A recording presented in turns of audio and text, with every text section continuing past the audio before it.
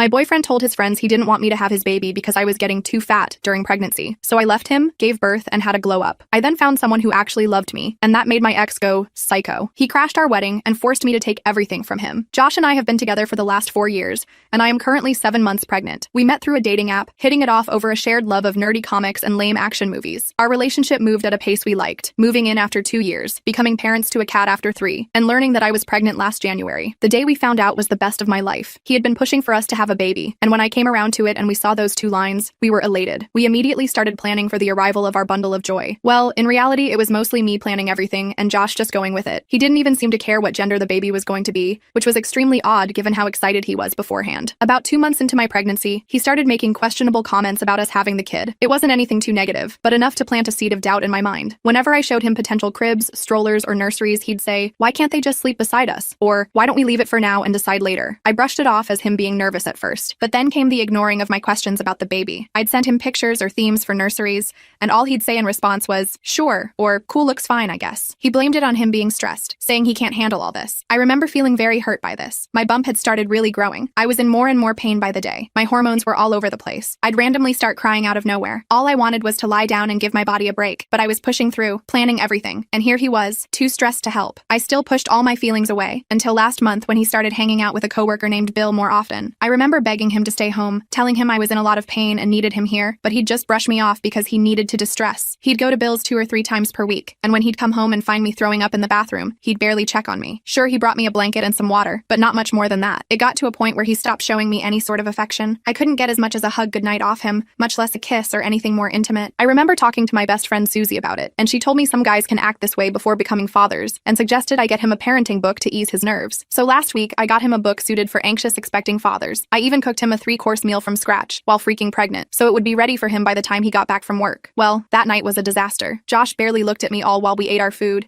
and when I gave him the book, he dropped a bomb. He wanted me to terminate the pregnancy. I was stunned. He was the one who pushed for the baby in the first place. I pressed him, and he said he's realized he's not sure if he's ready to be a dad, referencing how Bill regrets having his kids. I wanted to break down and cry, wondering how he was letting his coworker affect his judgment. The rest of the night was silent and extremely tense. We didn't speak until the morning, when I headed out to grab breakfast alone and think about it. I remember calling Susie, and she talked me through everything. I felt slightly better coming home that evening. I had a clearer head and had made a mental note of all the talking points I needed to have with Josh, until I got a text from Richard, one of Josh's other coworkers. He asked me if I was okay. We had only met twice before, so I was extremely confused. I responded that I was, then asked why he was texting me. He immediately dropped the subject. I wanted to ignore it, but I couldn't shake the feeling. I called him, and when he answered, he sounded nervous, like he was hiding something. I questioned him over and over until he spilled. The coworkers were all congratulating Josh on the pregnancy, but when Bill asked Josh if he was ready for his wife to never be the same, Josh said he had concerns. When Richard interrupted, asking Josh what he meant, Josh said something like, "She's just getting fatter. It's not pretty to look at, and I've seen the horror stories. Women have a kid and then become too lazy to lose the fat. I don't want to sleep with her and pretend I find it hot for the rest of my life." He then chuckled, trying to play it off as some joke. Richard said he and some guys called Josh out for that, but Josh doubled down on his statement. I cried in the park for hours after that call. Josh, the supposed love of my life who promised me the world,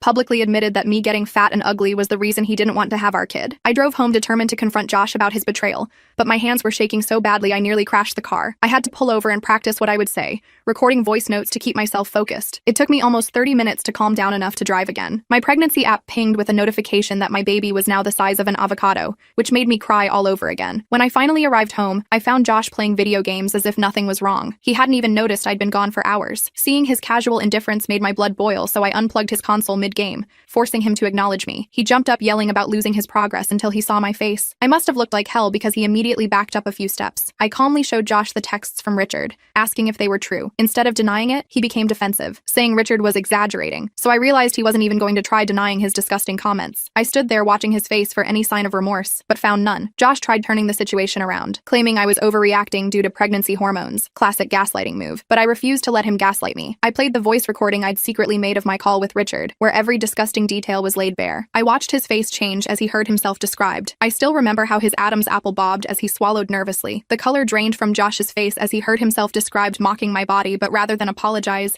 he doubled down, saying, "You have to admit you've let yourself go." I literally hadn't even gained that much weight yet, mostly just my belly showing. I grabbed my emergency bag I'd packed for hospital stays and told him I was leaving. I couldn't stand to look at him another second. My hands were shaking so badly I dropped my keys twice trying to get out the door. Josh suddenly panicked, blocking the door and begging me to stay, but his pleas felt hollow after everything I'd learned. I called Susie to come get me, refusing to spend another minute with him. him. He kept trying to touch my stomach, which made me feel sick. I flinched every time his hand came near me, like my body was physically rejecting his presence. While waiting for Susie, Josh switched tactics, crying and claiming he was just scared about becoming a father. The tears looked fake AF. I noticed he kept glancing at my stomach with disgust, so I realized our entire relationship had been built on lies. I felt so stupid for believing he ever wanted this baby. All those conversations about baby names and nursery colors, complete BS. Susie arrived and helped me gather my essential belongings, but Josh followed us around the apartment, alternating between threats and pleas. Susie recorded his behavior on her phone as evidence. He kept trying to grab things out of my hands. As we were leaving, Josh grabbed my arm, begging for one more chance, but his grip tightened painfully when I refused. I could feel his fingernails digging into my skin. Susie threatened to call the police, finally making him back off. I had bruises the next day. In Susie's car, I broke down completely, 7 months pregnant with nowhere to go, but Susie reminded me I had people who truly cared about me. We drove to her apartment where she had already prepared her guest room. I felt lost and terrified. That night, I couldn't sleep, worrying about my future as a single mother, but feeling my baby kick reminded me what was truly important. I started making lists of steps I needed to take to protect myself and my child. The lists helped me focus through my panic. I went through an entire notepad that night, the pages wet with tears. The next morning, I called my OBGYN to inform them about the situation, but they warned me about the stress affecting the baby. I scheduled an emergency appointment to check on my baby's health. My blood pressure was dangerously high. The nurse gave me a teddy bear to squeeze during the ultrasound, which made me feel like a child, but it helped. I contacted a lawyer to understand my options regarding Josh and custody, but the legal advice was complicated and expensive. The retainer alone was more than my monthly rent. I reached out to a women's resource center that offered free legal guidance for expectant mothers. They were incredibly helpful with paperwork. The woman who helped me had been through something similar and gave me her personal number. When I checked my phone, I had 37 missed calls and dozens of texts from Josh, but reading his messages showed he was more concerned about himself than me or our baby. I blocked his number, needing space to think clearly. His messages were all about how I was ruining his life. Not a single one asked if the baby was okay. Susie suggested I should inform our mutual friends about what happened, but I was afraid they wouldn't believe me over Josh. I decided to write everything down, with Richard's testimony as proof, and share it only with those I truly trusted. Most of them were shocked but supportive. A couple people blamed my pregnancy hormones, which told me exactly who wasn't really my friend. After a week at Susie's, I returned to our apartment with 2 friends to collect more of my belongings, but discovered Josh had changed the locks. I had to call a locksmith and show my lease agreement to prove I lived there. It cost me $200 I couldn't afford. Inside, I found Josh had trashed many of my personal items, including nursery supplies I'd bought, but the damage made me more determined to get everything I needed. He'd even torn pages from my pregnancy journal where I documented all the little milestones. We quickly packed my car with as much as possible, including important documents. He'd even cut up the baby clothes I'd bought. I saw pieces of the onesie my mom had sent from across the country in the trash. I filed for a restraining order after documenting the property damage, but the judge only granted a temporary order, saying there wasn't enough evidence of physical danger. I installed security apps on my phone to record any future interactions. I felt like no one was taking this seriously. With Susie's help, I found a small 1-bedroom apartment I could afford on my savings, but the landlord seemed hesitant to rent to a pregnant woman with no current job. My parents had to co-sign the lease despite our strained relationship. Mom kept saying, "I told you so" about Josh. She'd never liked him, which annoyed me at the time, but turned out she had better instincts than I did. Moving day should have been a fresh start, but I spotted Josh's car parked down the street watching me. My brother KB and his friends formed a protective circle around me while we unloaded. Josh didn't approach but took pictures of us. That night, Josh sent emails from new addresses, alternating between apologies and accusations, but I refused to respond to any of them. He escalated to creating fake social media accounts to contact me. One message threatened to take the baby when it was born. I reported the harassment to the police, but the officer dismissed it as just a domestic dispute between parents-to-be. I started documenting everything meticulously, creating a paper trail they couldn't ignore. The officer actually yawned while taking my report. At my 32-week appointment, I spotted Josh in the hospital parking lot, but my doctor took my concerns seriously. The hospital assigned me a special check-in procedure and escorted me to my car afterward. I felt like a prisoner in my own life. Josh's mother Marlo called, claiming she wanted to help mediate, but she actually tried to convince me I was being cruel keeping a father from his child. I recorded the conversation and added it to my growing evidence file. She called me horrible names when I refused to meet with Josh. I attended a support group for single mothers but felt overwhelmed hearing about the struggles ahead. A group member named Award offered to mentor me, having been through a similar situation 5 years earlier. She became a lifeline for practical advice. Award helped me draft a birth plan that excluded Josh, but the hospital required both parents' information. I had to provide documentation of the restraining order and work with a patient advocate to ensure my safety. The bureaucracy was exhausting. I found flowers on my doorstep with no card, but my doorbell camera showed Josh delivering them at 3 a.m. I reported the restraining order violation, only to be told it was a harmless gesture. The officer even suggested I should appreciate the romance. I wanted to scream. My car's tires were slashed in my apartment parking lot,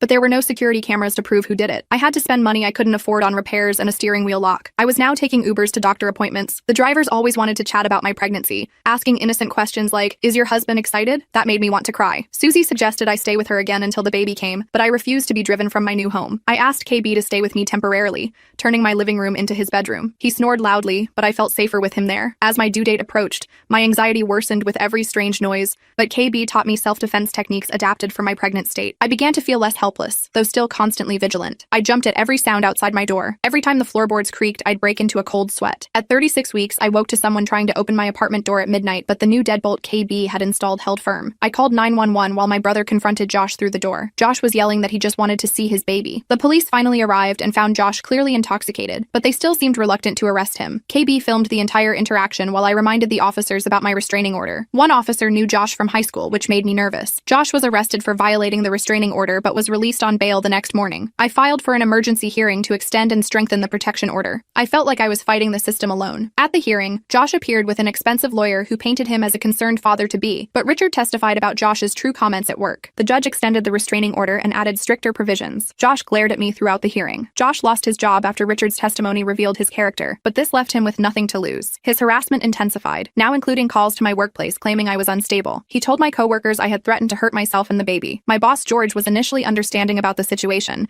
but the constant disruptions began affecting business. I was placed on early maternity leave, cutting my income when I needed it most. I had to apply for emergency assistance to cover rent. I discovered Josh had been spreading lies in our friend circle, claiming I had cheated and the baby wasn't his, but several friends saw through his lies. They created a rotation schedule to check on me daily. I was grateful, but felt like a burden. One night, I received a text from an unknown number with pictures of me inside my apartment, but I couldn't figure out how they were taken. KB and I searched the entire place, eventually finding a hidden camera in the smoke detector. It had been recording for weeks. The police were called about the hidden camera, but they said they couldn't prove Josh installed it. I contacted a private security company to sweep my entire apartment. I felt violated knowing he'd been watching me. The security company found 2 more cameras and evidence my computer had been hacked, but the cost of their services depleted my savings. I had to start a crowdfunding campaign to help with expenses. People online were surprisingly generous. The campaign gained attention online, bringing support from strangers, but Josh discovered it and left threatening comments. My friends documented everything and reported him for further restraining order violations. One comment said he'd get me eventually. Josh was arrested again for the violations but managed to post bail quickly. I realized the legal system wasn't going to truly protect me before the baby arrived. I felt completely helpless against his determination. In desperation, I contacted Josh's parents, hoping they might control their son, but they defended him, saying I was ruining his life. I decided I needed to take more drastic measures for my safety. His father actually threatened to sue me for alienation of affection. I considered moving to another state to escape, but learned I couldn't legally take my baby across state lines without court approval. I needed to find another solution that wouldn't jeopardize my parental rights. Every option seemed to have impossible complications. After consulting with a ward and other survivors, I made a difficult decision, but worried about potential consequences. I invited Josh to meet me in a public cafe, planning to secretly record our conversation to get solid evidence. KB thought I was crazy, but understood my plan. I arrived at the cafe early, setting up my phone to record and choosing a table near security cameras,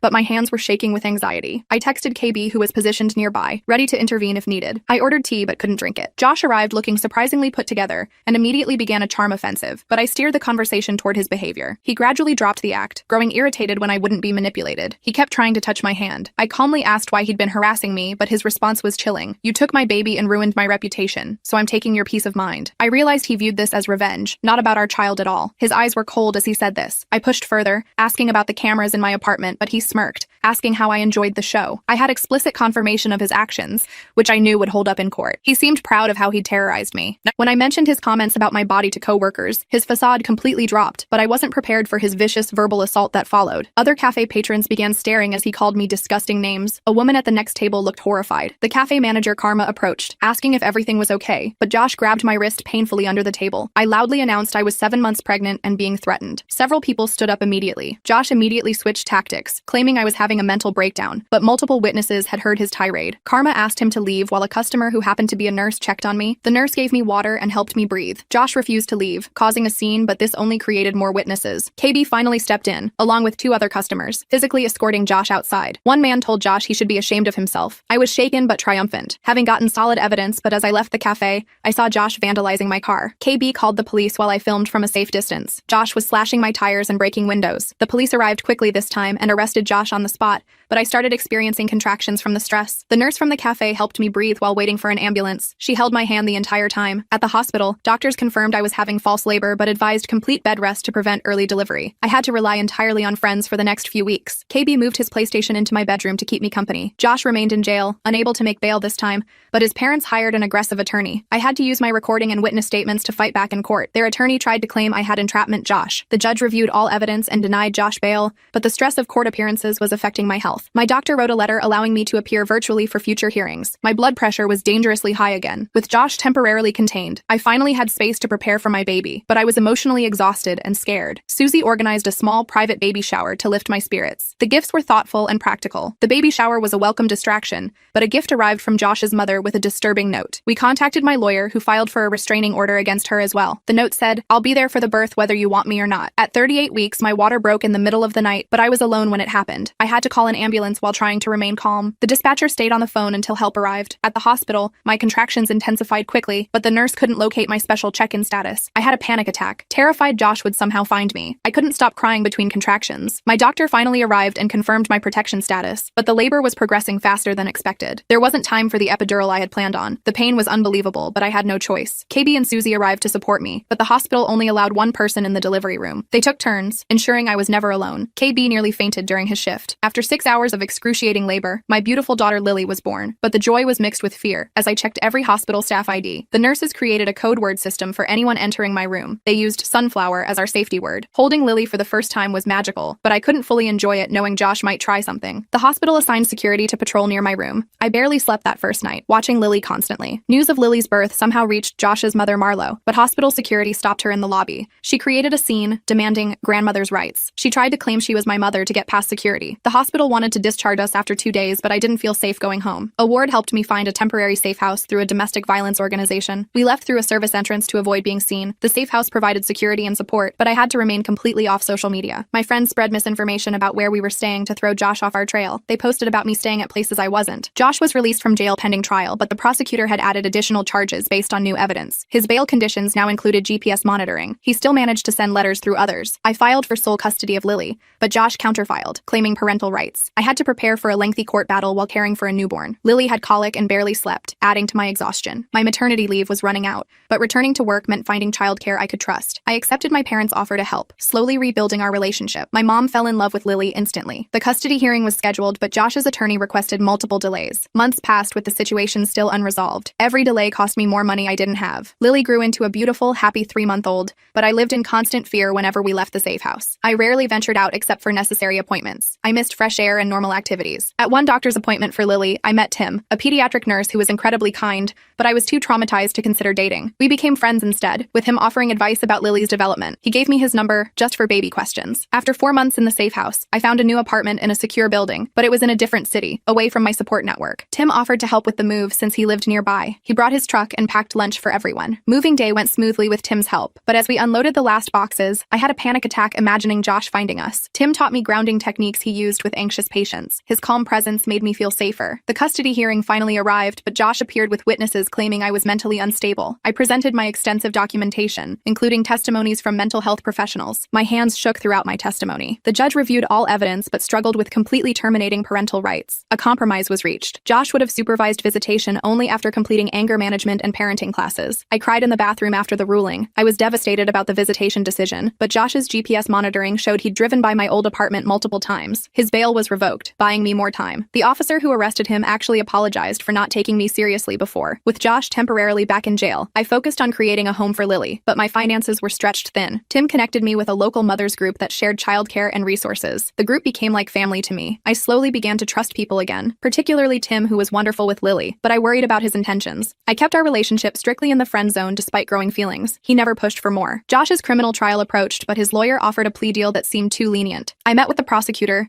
sharing how the harassment had affected my life. The prosecutor promised to fight for appropriate consequences. The judge rejected the plea deal, sentencing Josh to 18 months, but he would be eligible for parole in just 9 months. I had to make the most of this time to establish stability. The sentence felt too short for what he'd done. With Josh incarcerated, I finally felt safe enough to start living again, but I struggled with residual trauma. Tim suggested a therapist specializing in PTSD and domestic abuse. The therapist helped me understand I wasn't overreacting. Therapy helped me process my experiences, but I still jumped at every unexpected noise. Tim helped me install additional security in my apartment, including cameras I controlled. He spent a whole weekend setting everything up perfectly. As Lily turned 1, Tim organized a small birthday celebration, but I hesitated to post any pictures online. We kept it intimate, with just our closest friends who understood the situation. Lily smashed her cake everywhere and giggled. After the party, Tim finally admitted he had feelings for me, but respected that I might not be ready. We agreed to take things extremely slowly, with Lily's well-being as the priority. I was terrified but also hopeful. Our first official date was just coffee while my parents watched Lily, but I kept checking my phone every 5 minutes. Tim suggested we bring Lily next time, making it a family outing instead. He understood my anxiety without me explaining. Over the next few months, Tim became a constant, calming presence, but I received notice that Josh was up for early release for good behavior. We consulted my lawyer about strengthening our protection measures. I started having nightmares again. Josh was released after serving 9 months but immediately violated his parole by removing his monitoring device. An arrest warrant was issued, putting me back on high alert. I barely slept for days after hearing the news. I requested police protection when Josh couldn't be located, but they could only drive by occasionally. Tim temporarily moved into my guest room, not wanting me and Lily to be alone. He brought his guitar and played lullabies for Lily. 3 tense weeks passed with no sign of Josh, but I received flowers at work with no card. Security footage confirmed they were delivered by a service, not Josh personally. The message read, "I'm watching you." The flower deliveries continued daily, but the florist refused to disclose who ordered them. Tim helped me get a lawyer to subpoena their records. Each delivery made me physically ill with anxiety. The records revealed Josh's mother was sending the flowers, but this proved they were tracking my movements. I had to switch jobs, finding remote work to limit my public exposure. I missed my coworkers but felt safer at home. Working from home allowed me to care for Lily, but the isolation began to affect my mental health. Tim organized small gatherings at our apartment where I could socialize safely. These gatherings became weekly traditions. At one gathering, a friend's new boyfriend Shadow seemed oddly interested in my story, but I dismissed it as normal curiosity. I was shocked when Tim later spotted him taking pictures of our building. He had circled the block 3 times. We confronted Shadow about the photos, but he made excuses and left quickly. We reported it to the police, suspecting he was connected to Josh. The police said they'd look into it, but sounded unconvinced. The police investigation revealed Shadow was actually Josh's cousin, but they claimed there wasn't enough evidence to arrest him. Tim and I decided we needed to move again. I cried all night at the thought of starting over. Finding a new apartment quickly was challenging, but Tim suggested we look for a place together. Our relationship took a serious turn as we apartment hunted as a couple. This time I was excited about the move. We found a perfect place in a different neighborhood, but during the final walkthrough, I noticed someone watching from across the street. We changed our moving plans last minute, using decoy vehicles. We left at 4 a.m. with trusted friends helping. The move was successful with no incidents, but the very next day, Josh was arrested trying to break into our old apartment. He was sent back to prison for parole violation. I felt vindicated and relieved simultaneously. With Josh back in custody, Tim formally asked me to make our relationship official, but I worried about what would happen when Josh was eventually released again. We agreed to take it day by day, focusing on creating happy memories. Tim never pressured me for more than I could give. Lily began calling Tim Dada naturally, but I worried about her relationship with her biological father. We consulted a child psychologist about how to handle the situation as she grew older. The psychologist was incredibly helpful. The psychologist suggested age-appropriate honesty would be best, but recommended waiting until Lily was older for details. We focused on ensuring she felt safe and loved in the present. Tim started a special bedtime routine with her. As Lily's second birthday approached, Tim proposed, but I hesitated, worried it was too soon. We compromised on a long engagement, giving us time to be certain. The ring was simple but perfect. We planned a small engagement celebration, but news somehow reached Josh in prison. He began sending threatening letters addressed to Tim. One letter included a crude drawing of Tim with a knife. The prison was supposed to screen Josh's mail, but the letters continued arriving. Tim installed cameras covering every angle of our new home. We also got a dog named Cooper for additional security. Josh became eligible for release again, but his behavior in prison had been erratic. The parole board required him to complete extensive therapy before considering release. His threats against Tim worked against his release. With Josh still contained, we began planning a small wedding, but I had nightmares about him showing up. We kept all details completely off social media and used code words with vendors. We changed the venue twice as precautions. On our wedding day, security was tight, but I still felt anxious walking down the aisle. Tim arranged for KB and 2 friends to serve as discreet security. I kept scanning the crowd during the ceremony. The ceremony was beautiful, with Lily as our flower girl, but as we exchanged vows, a disturbance erupted at the entrance. The officiant quickly pronounced us married while security investigated. I nearly fainted from fear. The disruption was Josh's mother trying to enter, but she was quickly removed. We continued with our reception, refusing to let her ruin our day. I actually laughed when I heard she'd been arrested for trespassing. We postponed our honeymoon until we felt safer, but Tim surprised me with a mini-moon staycation at a local hotel. We had our first peaceful nights as a married couple while my parents watched Lily. It felt like breathing for the first time in years. Returning home, we received notice that Josh was being released, but with strict conditions including an ankle monitor and prohibited from entering our city. We cautiously resumed normal life while maintaining vigilance. I still checked the security cameras multiple times daily. Months passed without incident, but I discovered I was pregnant again. We decided to move one final time before the baby arrived,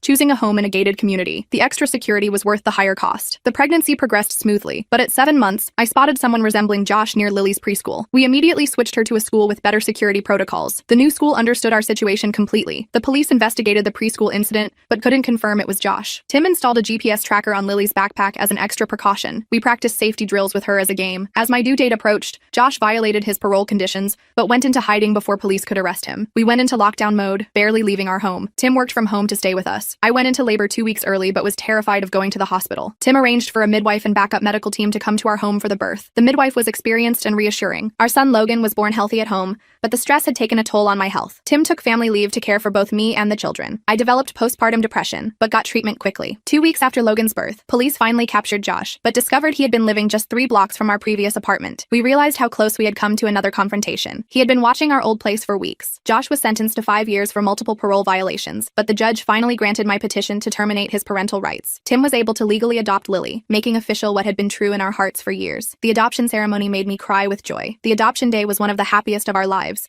but I still found myself checking security cameras habitually. Tim suggested we join a support group for families affected by stalking. The group helped me realize I wasn't alone. The support group connected us with resources and similar families, but I struggled to share our story openly. Tim encouraged me to start a private blog as therapy. Writing became my way of processing everything. Writing about my experiences was cathartic, but I worried about privacy. I used pseudonyms and changed identifying details while still conveying the emotional truth. The blog helped me organize my thoughts. My blog unexpectedly gained followers, but I wasn't ready for public attention. I worked with a domestic violence organization to turn my experiences into resources for others, while maintaining anonymity. My story helped other women recognize warning signs. As the children grew, we established holiday traditions and family rituals, but I sometimes caught myself scanning crowds for Josh's face. Tim and I developed subtle signals to help ground me when anxiety struck. He would squeeze my hand 3 times for, "I love you." Lily started asking questions about her biological father, but we weren't sure how much to reveal. We consulted her therapist about age-appropriate explanations. The therapist gave us scripts to follow. Following professional advice, we told Lily a simplified truth about Josh, but she worried he might take her away. We reassured her with facts about our legal protections and security measures. Tim showed her his adoption certificate often. When Logan turned 3 and Lily was 6, we received news that Josh was being released early, but strict conditions prevented him from contacting us. We cautiously planned our first real family vacation. We chose a beach destination with security. Our beach vacation was magical, watching the children play freely, but I noticed a familiar car following us on the drive home. We contacted police, who intercepted Josh 50 miles from our house. He had violated his conditions immediately. This final violation resulted in Josh losing all possibility of early release, but his obsession seemed undiminished after years. The prosecutor helped us relocate through a victim protection program, allowing us a truly fresh start. We moved to another state entirely. In our new community, no one knew our history, but I worried about starting over again. Tim reminded me that home wasn't a place, but wherever our family was together. He was right, as always. 5 years after Logan's birth, we gathered for a family portrait in our backyard, but just as the photographer clicked the shutter, we received news that Josh had attempted to find our new address using a prison computer system and was caught in the act. His sentence was extended by 10 years, giving us the security to finally, truly relax as I looked at my beautiful children playing with Tim, the man who had stood by us through everything, and realized that despite the nightmare that led us here, we had created something beautiful, a family built on love, trust, and the kind of resilience that can only come from weathering the storm together.